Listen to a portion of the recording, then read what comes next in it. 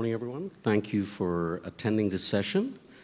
This is a what-if session, but in a way, that label is a bit of a misnomer, because the fourth industrial revolution, the age of automation and AI and connectivity, is upon us.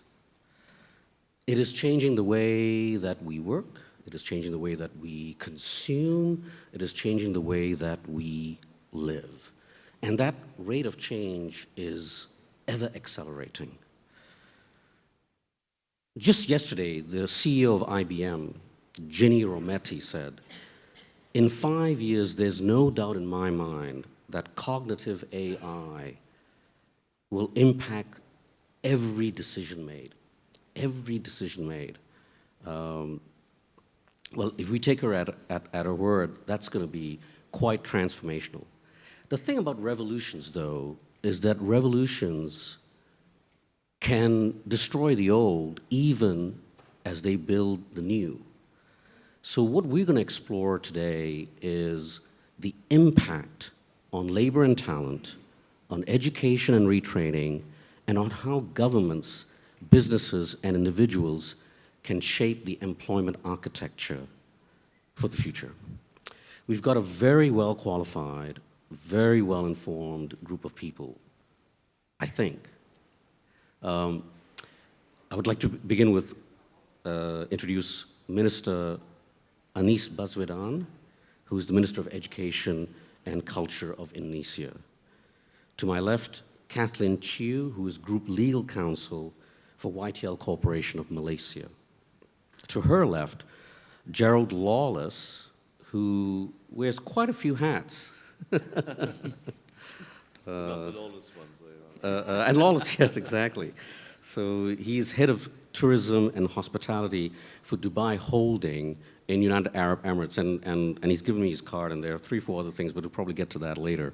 And to my right, Prakash Malya, who is Managing Director for Southeast Asia for Intel. Let me begin with Anies. Given the framework of the discussion and the disruption of the fourth industrial revolution, what should a government's priorities be from the point of view of policy in terms of planning for the future? You belong to a country with a big population, with a growing population, and a huge proportion of young people who are going to be really impacted by these changes. Thank you. I think that the challenge that we have in Indonesia is also perhaps similar to many developing countries across the globe. Preparing our youth, preparing our next generations to be part of the fourth industrial revolution's era. And for that, look at our profile or our pictures today. I said yesterday, the phenomenon that we are facing. Our students were 21st century students. Our teachers were 20th century teachers. And our classroom is 19th century classrooms. And this is perhaps a phenomenon that is being faced across the globe. And I think to improve this, or to tackle these gaps, government need to focus on empowering stakeholders. In our case, stakeholders of education. And the key stakeholders of education are parents and teachers. These are 2 agents that is often overlooked whenever we're talking about preparing our next generations. Teachers, we focus so much on teachers, but parents are often overlooked. And they are the most important. They are the first, but they are the least prepared agent to prepare for the next generation. So focusing on that.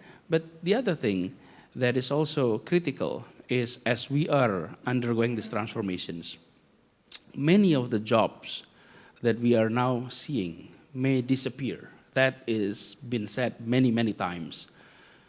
And when it comes to educations, the questions is often raised, can teachers be replaced by technology?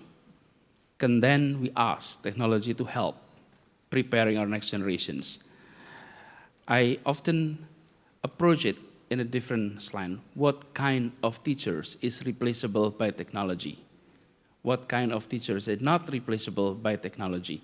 And I think this is similar to any other jobs available. As we are transforming ourselves, we need to equip ourselves with the new competence, new skills that made us irreplaceable in that sense. The other aspect that is critical is, especially in the area of education, is we need to add what we bring into our classroom. In the past, we focused so much on what we often call as 3R: reading, writing, and arithmetics.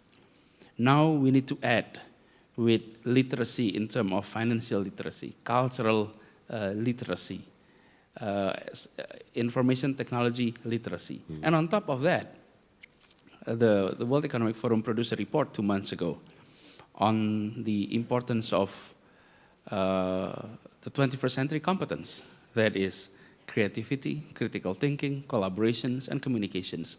So the challenge that we are now facing, disparities, and then we have to prepare the next generations for the challenge that we are not yet seeing the reality, that our preparations is to enable them to be part of the future by equipping with the 4 C's that I mentioned earlier.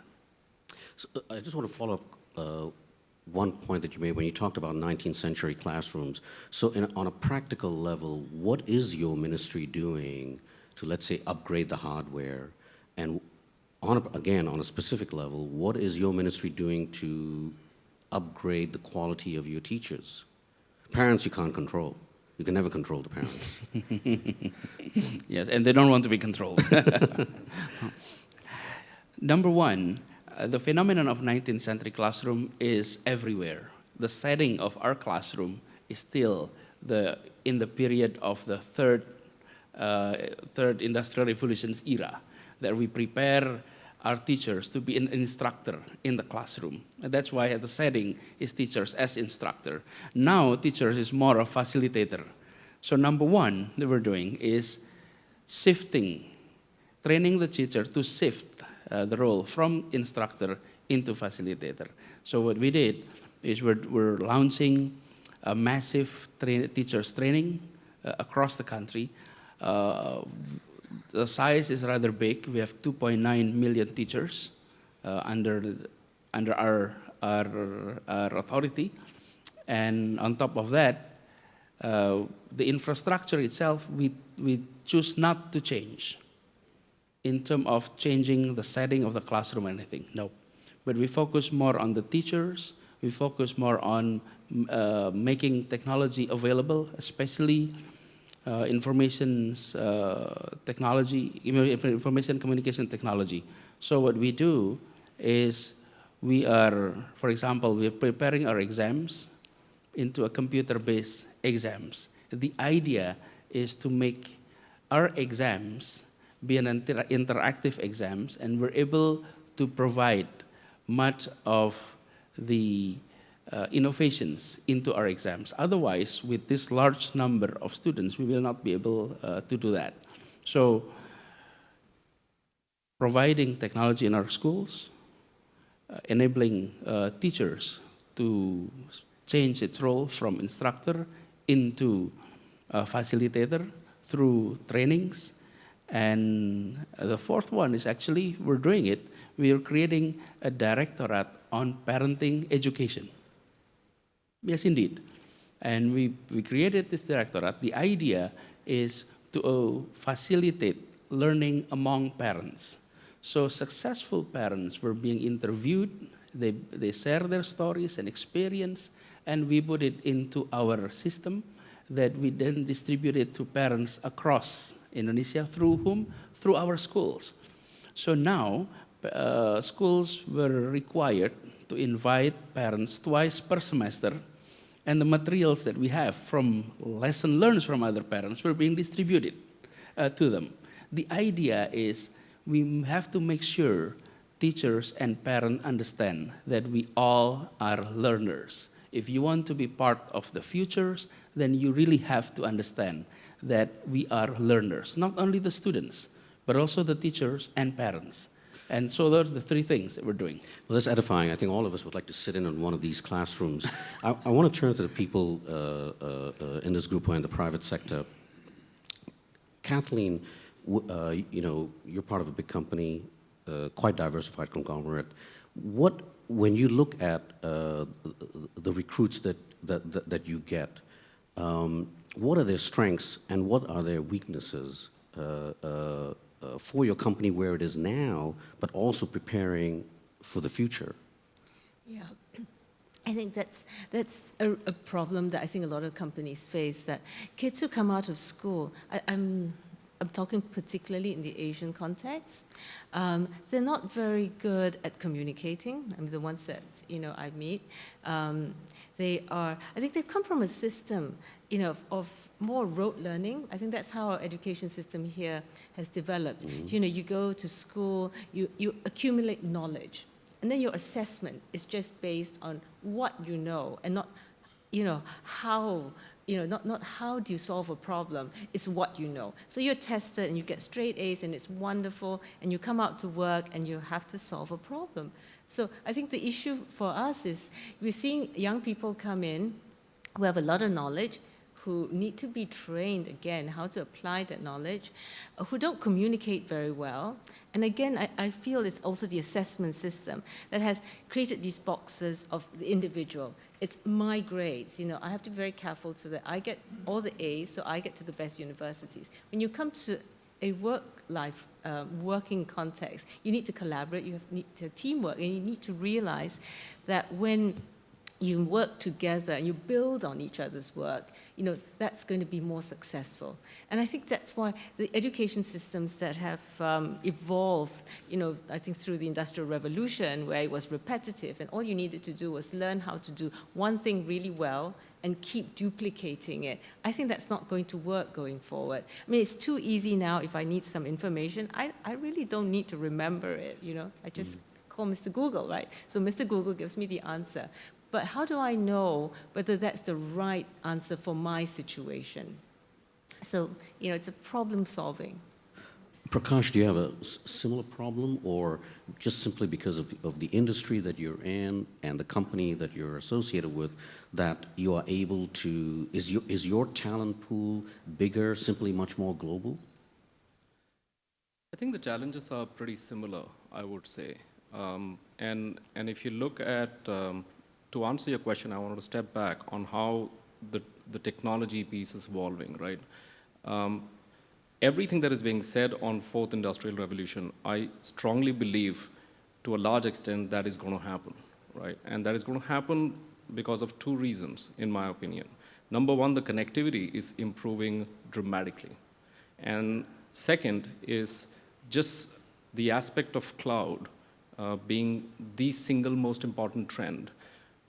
Combination of both of them will define business models that have never existed, right? You already, when I travel across Southeast Asia, I meet young people looking after very small companies with business models that I would never have imagined, right? You can talk about Airbnb, you can talk about Uber, they are global companies, new business models, no question. But there are a lot of small companies that are doing really, really well. Can you give an example of one? I met a company in Vietnam. They own a tea estate, and the objective for them today is how do I use technology to improve my yield? And how do I make it more productive? Smart farming. You call smart farming, they are already doing that. There's another company in Malaysia, another local company, who are trying to invest in, historically they used to do water management manually. Now they're doing water management using technology that can make it completely automated. Again, a small company trying to make a dent, and they have increased the yield, they have reduced the water consumption by 10%. So these are all very small examples, but the trend is going to accelerate. And if you look at that trend and you consider what kind of changes you would see in human capital, I think it is fair to imagine that in the next 8-10 years, you would have a situation where repetitive tasks are taken up by, you can call drones, you can call robots, or you can call any machine that will take it up. But my premise of this whole thing is that I honestly believe in human capacity to create, innovate, judge, and impact outcomes based on the cognitive skill. That essentially cannot be taken up by any machine. Technology can disrupt, it always has, it always will, but it will always be complementing people to do better, right? And a great example of that, and nobody can predict this 100%. If you look at smartphones, people would have predicted that people will have personalized devices to make voice phone calls. People would never have predicted smartphones. People would never have predicted app economy and how people use smartphones. In the audience, or in fact, any of the big thinkers, they would never have projected that. So it is wrong to say that I would have a vision of artificial intelligence or robots taking up everything, but it's fair to say that with technology of communication and cloud coming together, you would have a lot of repetitive tasks taken up. Now, with that end state, how would you see the talent? The talent that would determine success at that point in time would be the talent that can really compete very well with machines. And the machine's competition would only be cognitive, judgment, creativity, thinking, ability to talk to each other, engage with each other, collaborate with each other. And that essentially is the point that even Intel is looking at. So if you look at Intel, we were a PC company 40 years back when we started. We made the switch to servers a few years back.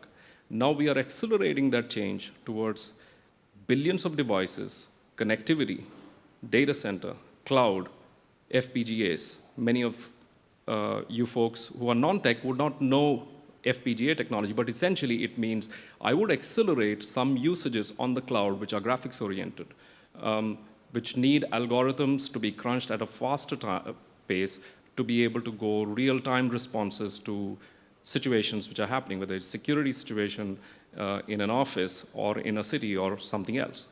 Now, when you look at that transformation that is happening at Intel, we started as a PC company. We had a certain set of talent pool. We are now going to look at billions of devices and billions of usage models and billions of different products which would need different kind of skills. Gerald, Anis has been talking about how to reshape his country's youth. Kathleen and Prakash are talking about shaping and choosing from a talent pool, strengths and weaknesses, what they're looking for. From what you were telling me earlier, you don't even have the people in your business. So your problem is different, just finding the warm bodies. Well, actually, to say to Prakash, my biggest problem at the moment is my battery won't last more than 3 hours on my smartphone, so not so smart after all. And in 1992, I was using a Scion and I was using the Nokia Brick, which could send faxes, could do all my spreadsheets, and actually could even make my landline make a phone call by just pressing a remote button on it and send a signal and it would work.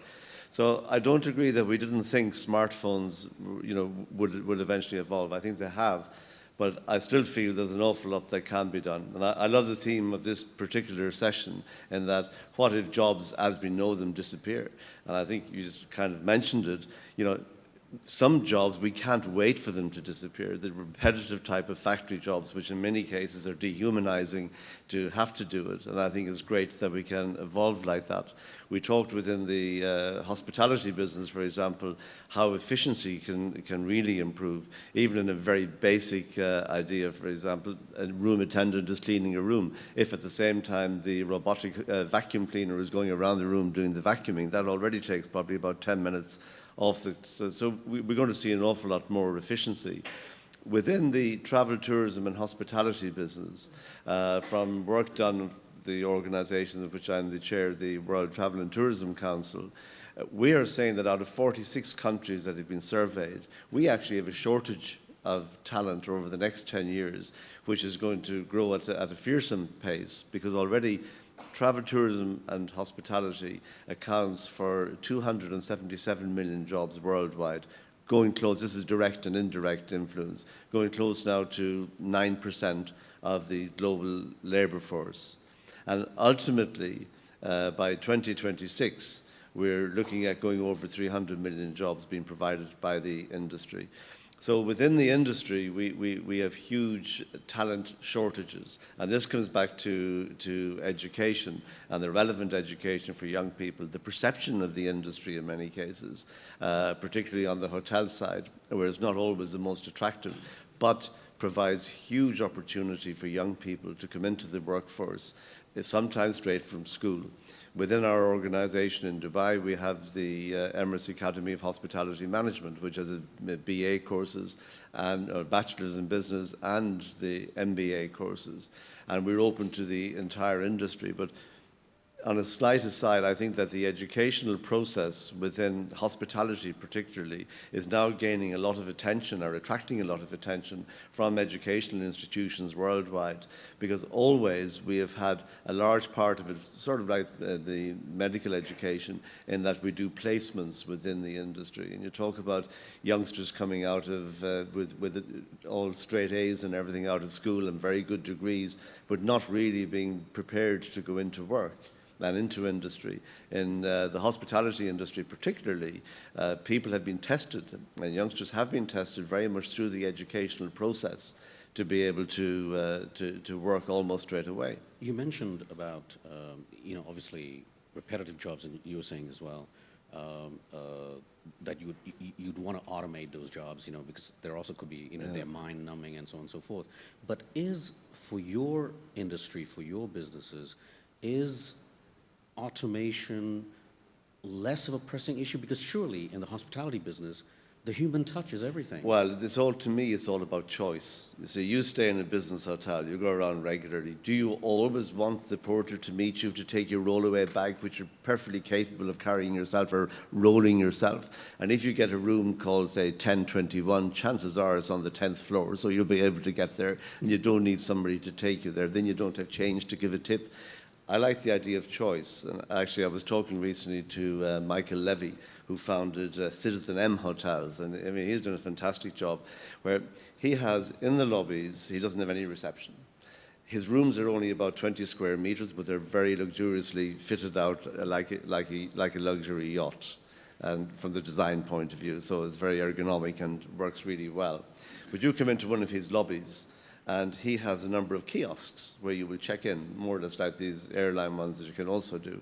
But he has 3 ambassadors roaming the lobby, so they will help you.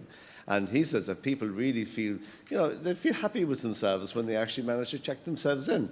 And it's seamless, it's pleasurable, and it does the job. Now, it's different, of course, if you come into a resort hotel with your family. It's a different process.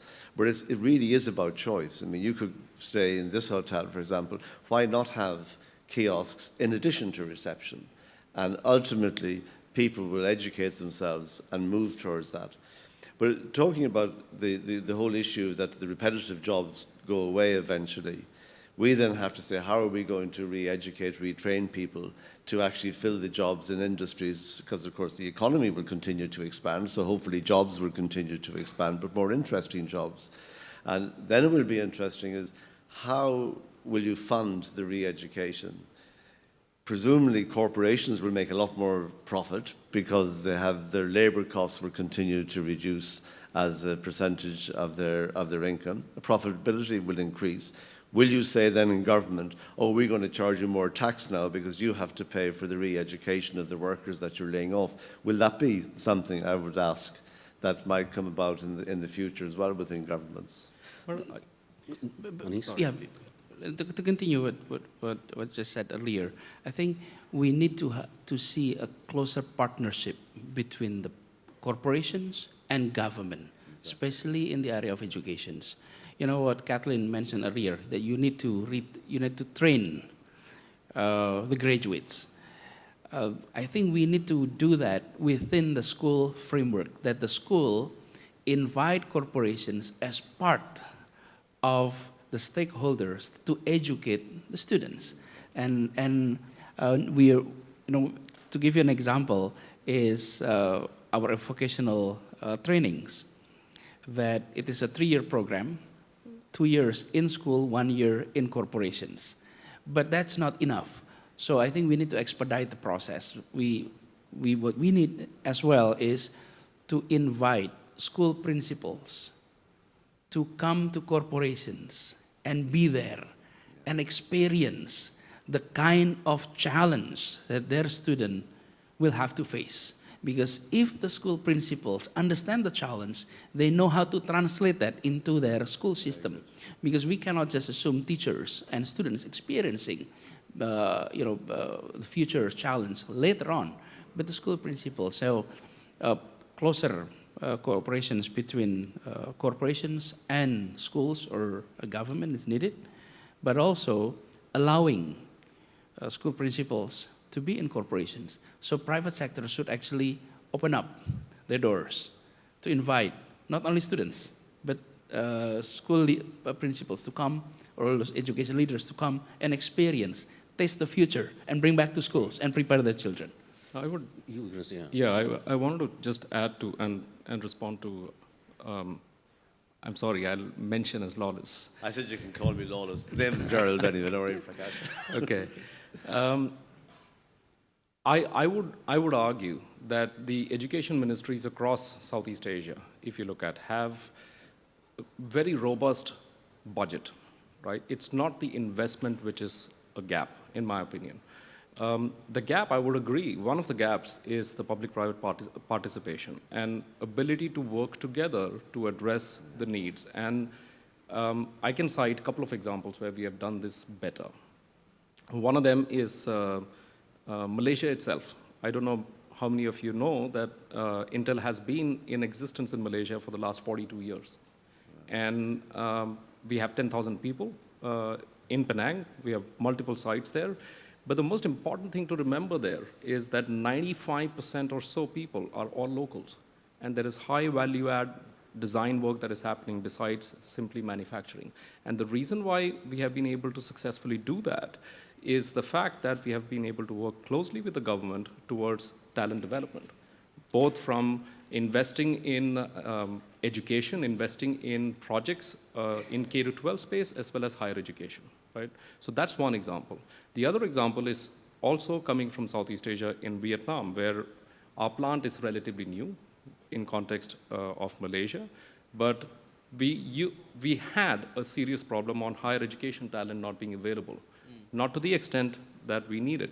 So we, along with the industry, ministry, and academia, combined together to form a program called HEAP, which was higher education oriented effort. And that has reaped rich dividends for not only us, but for all the tech companies that are located there, and increased the talent pool.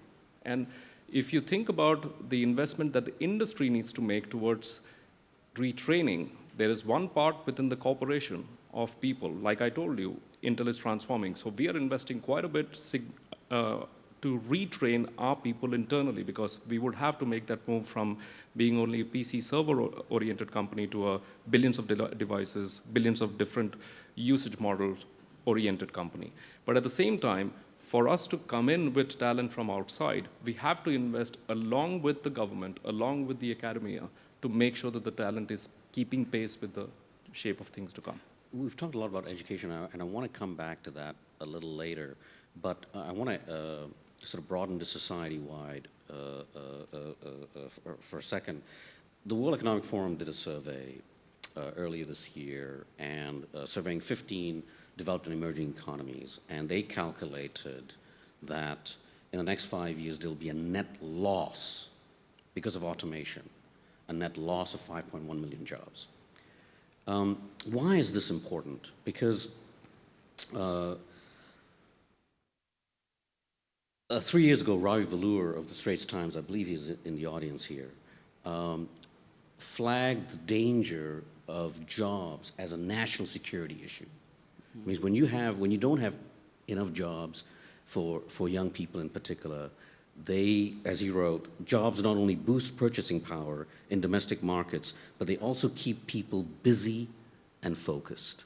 And if not busy and focused, then they do other things. So the demographic dividend, he wrote, could turn into a disaster. So is the fourth industrial revolution a threat or an opportunity or both? Or how do you balance the scales? Kathleen? No, yeah, Kathleen first, and then Gerald, I think you're busting to say something. Yeah, I mean, how I see this, this has been discussed a lot, I think, over yesterday and today, and what technology is going to do. And I think, as Prakash has said, there will be a demand for jobs for people with high cognitive skills. People need to, the people who are really good at developing programs, to develop. I mean, AI needs people to develop. The people with high skills, will get more and more better jobs. And my concern is this, yes, that, the middle level, the clerical, the bookkeepers, and all these people really will be without jobs. And what do you do with them? They could drop down to the next level because these jobs no longer exist. They can't do the very high performing jobs. And you then, bifurcate the population. And technology has the ability to create a lot of low-skilled jobs too. So, my architect was saying, oh, now, I can detect a leak in my house because of Internet of Things. You can actually install these leak detectors who just tell you there's a leak and it comes into your phone. But what do? You still got to call the plumber at this point, unless you have a home robot, it fixes it. But you can't. So you call your plumber, and your plumber has to go to fix it. So as more and more of these things evolve, you might find that these jobs are created, but low-skilled jobs. And, I think government really needs to step in to create some equity here. They have to have one social safety net for jobs that might disappear in the short term as people are reskilled and retrained, and kind of more equitable labor policies.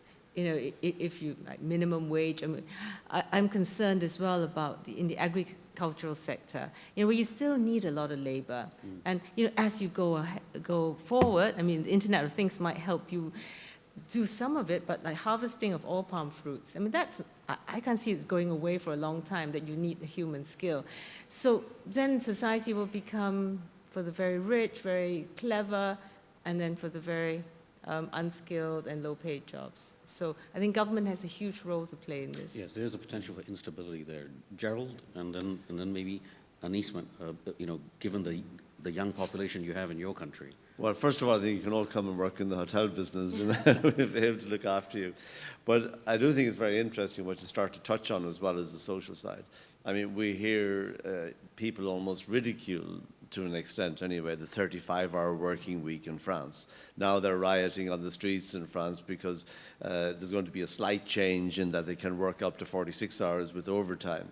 But, for most of us, we say, wow, you'll do 35 hours in 3 or 4 days probably. But I think that governments have to start looking as well as, especially in developed countries, there might be an issue where a 35-hour working week might not be so silly if you want to talk about using up surplus labor that's in the workforce. And also, particularly of particular interest to my age group, is we've seen the trend over recent years, again, particularly in the West, of the lengthening of the working age. So you now don't retire until you're 67. So from that perspective, I think as well, we might start bringing the retirement age forward again. And I'd imagine these trends would definitely have to start coming in. The other huge issue is flexibility of work, and that was just touched on at the last session, is that I think particularly in our industry, in travel and tourism, we have about already 59% of our undergraduates in our hotel schools, for example, would be female. And I think that for women, and I'm sorry if I speak on your behalf to an extent, but I do think that we need to be a lot more flexible as employers in terms of job sharing, in terms of working from home, in terms of having creche or looking after the children within the workplace, would certainly help us an awful lot to ensure that people can elect to work differently and to have that flexibility built in, which we're still too rigid in our approach as far as I'm concerned, and I believe strongly. Well, thank you for that. Anis, are you worried that you're going to have you know, too many young people with nothing to do in your country? so many things worrying me, whenever we're talking about the youth. But automatizations is nothing new. We had experienced this in the past. When we had a transformations from agriculture society to industrialized, for example, all of us used to work producing food, almost all of us. And then we're undergoing these transformations. What it did is, it's not that we're going to compete against machine. I think what's going to happen is that automatization will take place, new kind of jobs will be created, and that we will be doing other new interesting job using new technologies. So what's now important for us is to understand that in our effort to prepare the future talents, maybe we need to focus not so much on giving specialized kind of educations, but perhaps the future doesn't belong to specialized, perhaps the future belongs to generalized. Someone who is able to do various different things that perhaps can change from one job to another. So the spirit that perhaps we have to adopt is the spirit that we may not be preparing for specific things, but we need to prepare for all kinds of things. And to do that, assessment is key. Well, Kathleen. I'd love to come in because I think it's a great point, especially for older people, and it is talked about a lot. No, it's a serious point, is that the opportunity, you may spend most of your career as a high-powered CEO, and then you retire, but you could then move into a phase where you wouldn't have so much responsibility, you wouldn't have so much stress in your life, and at the same time could give to society by doing a job that would be a lot less skillful, but still a great contributor to society. And I think it's a really good point you make. In addition to that, I can give you an example of that. For example, retired teachers now providing services through online courses. Yes. And what they do is they use technology, and they said, I've been teaching math for 20, 35 years, I've retired, now I want still to contribute, and this is the way. Or mentoring and everything, which is really good, and coaching. So I think we may be worrisome about this issue, but let's not assume that equilibrium is static. The equilibrium is dynamic. We will be seeing a new balance on one thing, with automatization, but on the other hand, we will also be seeing transformations of other things that we don't focus it yet. That's why I think for us, perhaps we need to prepare more generalist than specialist, perhaps. Do you think we'll have aircraft without pilots? Yes. To be honest. Yes. It came up at a morning session that I was at, where Tony Fernandez of AirAsia said it would save him a lot of money. But he doesn't know if anybody would be willing to pay to fly in those planes. You could have an avatar in the cockpit. We've been talking a lot about developing homegrown talent. There's another source of talent, and that's through migration. So Mari Pangestu, who used to be in the previous administration in Indonesia, made the point yesterday at the plenary session, I think a lot of you would have been there, about having talent cross borders.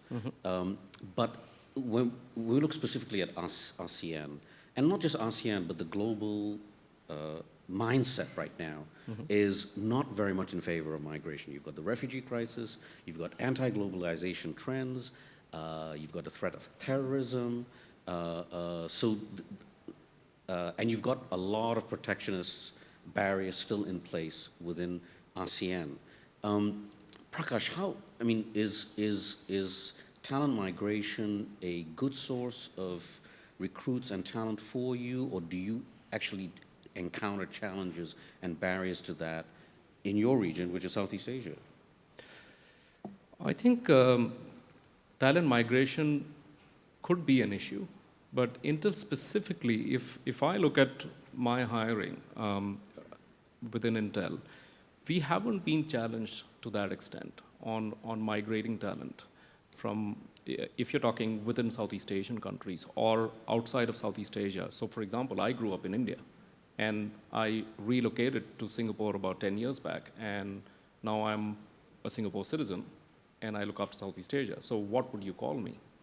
So to be honest, if you look at talent and the view of talent within the company, most companies adopt the same thing, same approach, I would argue, is development or growth on the career side is dependent on few things. One of the biggest thing is flexibility. Are you flexible enough to move locations, to do different jobs you're being asked to? If you're not flexible, the opportunities come very few, very rare. If the opportunities are multiple and you take advantage of them by being flexible, you get faster growth. And to answer your specific question in terms of whether migration will be a challenge for governments to address, to be honest, perfectly honest, talent will move to the best opportunity possible. And if you think about all the technology, the fourth industrial revolution, the usage models evolving, people with highest amount or capacity of cognitive skills, they would land jobs where they think they can best add value. The real question in everybody's mind as an employer, as an employee would be, what value will I add? And if the value addition is going to be higher than where you are based, being a citizen in a country or being an expat in another country, you would move to that place, in my opinion. The floor, questions from the floor, anyone? Please.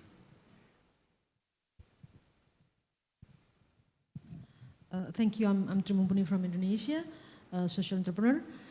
One thing that I do not see here, that's people never treat people that actually has uniqueness. We forgot human being bring uniqueness.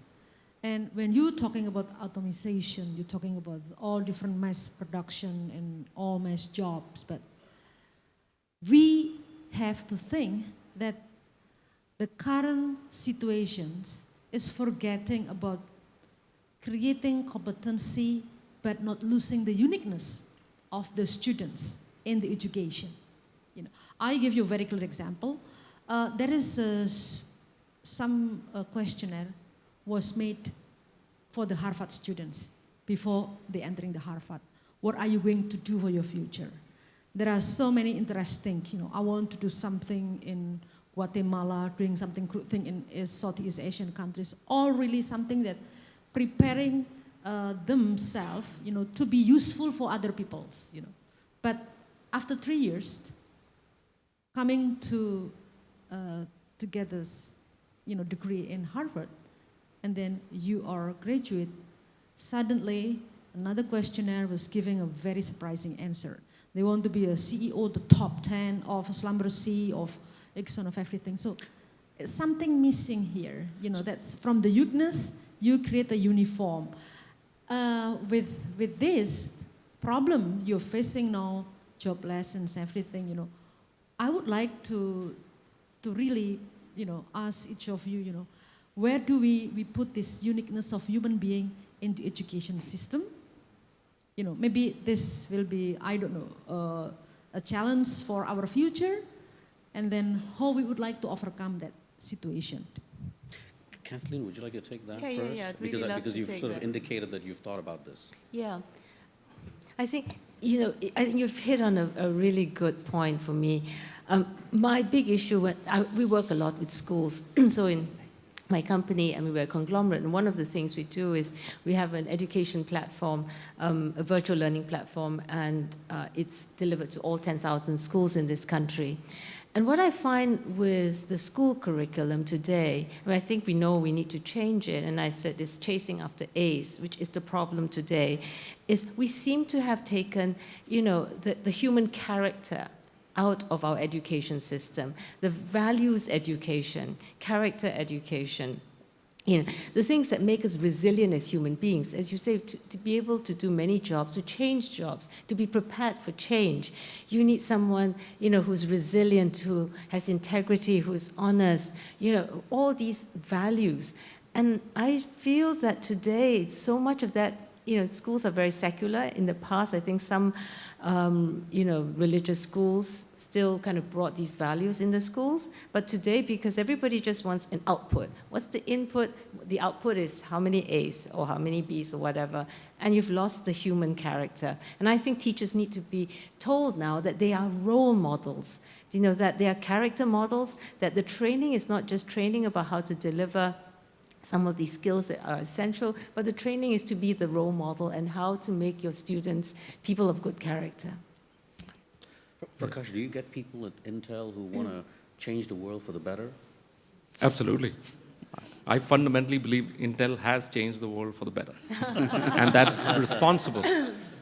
Employees are responsible for it. And I think to answer your question from my point of view, and to the earlier question that you had asked on whether it's an opportunity or not, the new technology that is coming through, I really think there is more opportunity than risk, simply because technology provides you the platform to do things that you have never done before. And if you are thinking about robots taking over the world on repetitive tasks, there will be people who would have to build those robots, who would have to package them, who would build software for them. So the industry will evolve towards creating support structures for movement, right? And about uniqueness, I honestly believe that uniqueness, that's the differentiation between human beings and machines. And one of the big things, even within ASEAN context, we could do better on, because it is a predominantly young population, is to create an environment where younger generation can create, can make, rather than just consume. Because the issue I see is highest penetration of smartphones across all 6 countries in ASEAN, probably all the 10 countries. But everybody is consuming content. Nobody is creating stuff. So one of the big part of our efforts on talent development today is how do I make the younger generation make stuff? I'll give you an example what we did in Singapore. Singapore celebrated 50 years last year. We did a program along with the government called Invent 50.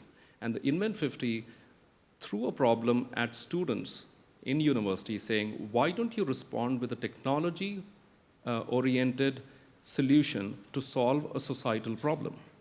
And believe me, I was one of the panel of judges, and I was just blown away by the ideas. One of the ideas that, to your point about uniqueness, that came through from the students was Parkinson's disease patients have something called gates, brain freezes, right? If they can understand gates way before when it happens, they can prevent the fall. A bunch of students got together, used Intel technology, but that's just not the point here. But they used that technology to create a solution which was beneficial for Parkinson's patients to predict the gates. And these are young students. What would you call them? They are truly makers of new technology. Now, they did not spend a lot of time coding. Their objective was to define a business model, of course, code as well, but to define a business model that solves a real-world problem. Technology provides you that option to do that. Can I jump in there? Can I tell a story? Again. We love stories. So, I mean, talking about this, and you're talking about university students. So I was, in Malaysia, Sarawak, you know, Sarawak is this big state and it's got big rivers. And so this group of students, again, was asked, you know, this is 15-year-olds. What is the problem in your village? It's a rural context. So now we're not kind of taking, you know, smart Singapore students in the city. Rural school, what is the problem in your village? So they figured that the biggest problem was that every year, 2 or 3 people would actually be killed by crocodiles. And that's because these big rivers have these logs floating down. They look exactly like a crocodile. So people don't know whether they're crocodiles or logs, and they go near them and then they get eaten. So the kids spend their holidays observing the river and seeing what is the difference. I mean, how can they tell what is a crocodile and what is a log? They finally figured out that a crocodile has to move every 2 minutes. So every 2 minutes, if you can devise something that detects a movement every 2 minutes, then that's a crocodile. If it's not a crocodile. So they did that. And in that whole process, they had to, as you say, problem solve. They had to solve a problem. They had to then do simple coding as well. I mean, and these are 15-year-olds, so they created a code. And they then had to make the device that could sense this. So in that education, I think, you see the kids then have to think, have to create. They have to collaborate with each other as a group to create this solution. And they learned cross kind of discipline, right? They learned physics, they learned biology, they learned about the environment. I think that this is the way, Minister, maybe you can comment that kids should learn today. I mean, this is, they call it maker education. But, giving a real life problem, using real life skills, and then, when you come out of this, you can be, flexible in your jobs. Yeah, that's true. And even when you raise questions to the students, we need to shift. We used to ask, what do you want to be in the future? And then, our kids started to answer, depend on what they know today. If what they know is a policeman, then I want to be a policeman. If they know is a doctor, I want to be a doctor. We need to shift that into what do you want to do in the future, instead of what do you want to be in the futures. And even that questions often, oh my God, what do I want? What do I want to do? That start to think what kind of things that you would like to do. So come back to that questions on the uniqueness. I think there are two things. Number one is the way we assess must change. Now we are assessing our students only for us to make us easy, for us to measure one student to another. And I think, Catherine mentioned earlier, now it's time for us not to look at simply individuals, but also students as groups, as a team, and that also helps our students to form collaborations with themselves. Number two, again, the point that our universities, our schools need to invite more to come. If what you invite is only CEOs and successful CEOs, that's again what we imagine is a function of our knowledge. So let's widen our knowledge about what's available out there. If what we invite were individuals who work in a village and make a huge difference and create a meaning, that is also something good. So let's widen. Number three, let's not assume that being a CEO is a bad thing. That's true. But Prakash would agree with that, definitely. I would agree. Everyone. Ambition is not a bad Yeah, thing. and I think this is very important, that perhaps there is a point that I want to make a change in the world, and I want to change the way corporation works. I want to change the way relationship between academia and private sectors. And going through that route is something of options. I'll give you an example. We run a project called Indonesia Teaching Program. We invite best university graduates. And this is truly best university graduate. The applicants should be around 10,000, and we accept only 40 to 50 out of 10,000. So it's very small portions. And we then deploy them as elementary school teachers to village with no electricity, no phone signals, minimum running water. And actually one of her, her daughter was selected into that program. And after they finish 1 year, they come back. I actually asked them, don't go to NGOs. If I may suggest, go to private sectors. Because this project can only work as a cooperation of idea and resources. And the resources come from where? From private sectors. We need people in the private sectors who care about community development, who cares about education. And we need the ambassador. So you go there and be leaders in those corporations, but the leaders who can say, I was once a teacher, and I taught in a village with no electricity when I was young. Yes. But then able to move the institutions. So I think we need to have to sort of make peace with corporation too, in a way. Well, You want to make a quick point also? yeah, but also just very much to that point. So this is quite a question yeah. from this Well, this going back audience to the member. question, I don't agree. It's not just going to be repetitive jobs that are going to disappear. Artificial intelligence will take away a lot of intelligent jobs, and this uniqueness that you talk about will be replaced. I will just give an example. For us in the hotel business, our reservation center, I don't like to use the word call center because it's far more than that. No, it's very important because you establish a rapport between the potential customer and the person who's on the phone. But this is going to be replaced by artificial intelligence. And that will then, employers will say, well, yeah, I would do that because my artificial intelligence piece will work 24/7 and I don't have to pay any wages once I pay the capital cost. So for sure, very intelligent jobs will also disappear. So it's not just about the education of young people as we started from the beginning. It's what do we do about the people who will be displaced? Because it's still a burning question, isn't it? Since we had such an excellent question from the audience or comment, this gentleman was next. We're running out of time, so very quickly, please, sir. Okay. Yeah, my name is Nitin Jaiswal. I'm from Bloomberg. And one of the things I do is I do a lot of interviews to hire people. And pretty much every time I see the CV, one of the common themes is always the focus is on technical skills. And the people who have been successful, they realize it's a soft skills which make them successful. But somehow the emphasis in school and with the parents and with the corporations is not so much on the soft skills. And that is the reason why in CVs, nobody write about technical soft skills. So how do we make that change happen? Because that every stakeholder has to be involved here, your parents, your teachers, your corporations. How do we get the soft skills out in the open as the key important element to be successful? May I tackle that question first? Before I do this job, I was a university rector, and the way we did it to answer that question is we have dual transcript of our students. One is the academic transcripts. Two is leadership, entrepreneurship, and extracurricular transcript. So our graduates have both.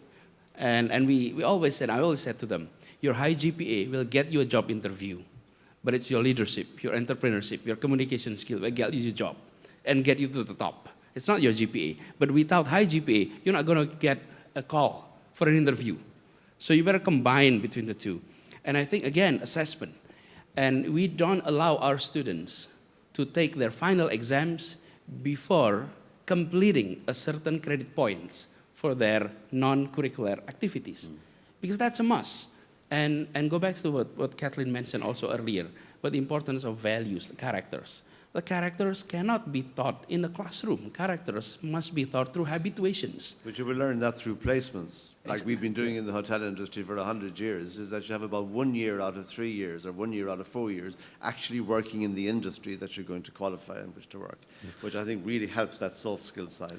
I absolutely agree with you. And to the gentleman from Bloomberg, I mean, they may not be in the CVs, but I think employers, and I think you've already heard it around here, is that are looking increasingly for those soft skills, exposure to diversity, empathy. Empathy is no longer a touchy-feely thing. Empathy is considered a management skill. EQ. Now, EQ. And I gave a talk on education a couple of weeks ago in Hong Kong, and in addition to EQ, I said people need to have another Q, and that's RQ.